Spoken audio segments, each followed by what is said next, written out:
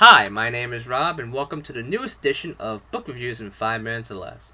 Today's book is Chasing the Scream, The First and Last Days of the War on Drugs by Johann. The war on drugs has been one of the most important and costly policies of the United States government over the last 100 years. The war on drugs has not only shaped drug policy and changed lives in the U.S., but globally as well, as the United States exerts influence worldwide. The cost of the war on drugs is typically linked fiscally, such as the cost of trying to keep drugs off the street, or the cost of the drugs taken off the street themselves. Often left unsaid and unseen is the hidden cost of the war on drugs and its policies. The hidden costs, which include the impact it leaves on the people it arrests, their families, the neighborhoods, and the ghosts of the war on drugs, by which there are many. Chasing the Scream by Johann takes an extensive look at the war on drugs and puts into question the common consensus we see on our televisions or legislation. Hari examines the roots of the war in the form of the man who launched its crusade originally, Harry Enzinger, and the men who stood opposite him, such as Al Rothstein.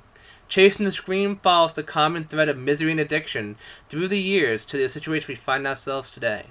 Hari puts into question what we think about drugs, addiction, and the reason why the war on drugs is being waged. The book cites numerous studies and statistics while making its case.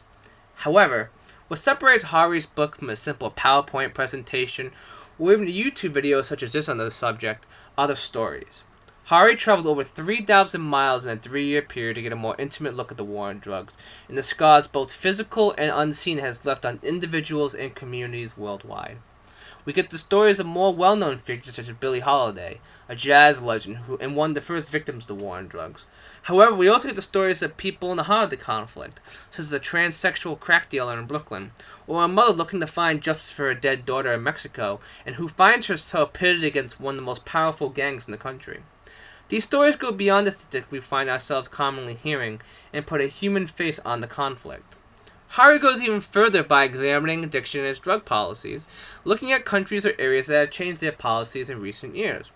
Hari looks at the countries of Switzerland, Portugal, and Uruguay, and how they have dealt their drug addiction problems. The way these countries have handled their problems and the results that have come from their actions will make even the most ardent supporter of the war on drugs think again. So, final thoughts. Chasing the Scream, The First and Last Days of the War on Drugs is a powerful read if nothing else. Johann reaches into the past to look at the present and provide insight to what could be a better future. The author takes painstaking efforts to present a fair account of the war on drugs and doesn't simply demonize either side. Whether you're a supporter or opponent of the war on drugs and its policies, this book is a must-read. I would give Chasing the Scream, The First and Last Days of the War on Drugs a score of 5 out of 5. But that's just my opinion. What did you think of the book? Comment below and let me know what you think.